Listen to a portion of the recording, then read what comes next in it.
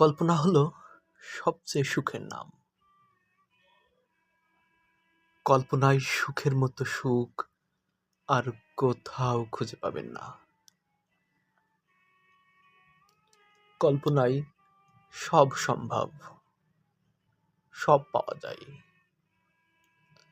যা চাই তাই হয়। কোনো বাধা নেই, কোনো কষ্ট নেই।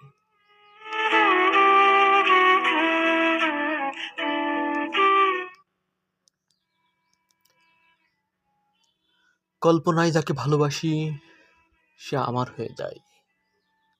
কল্পনায় যে জীবন চাই তা পেয়ে যাই।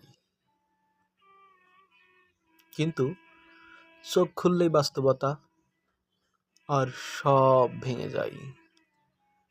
কল্পনা থাকে শুধু কল্পনা, বাস্তব হয় না কখনো।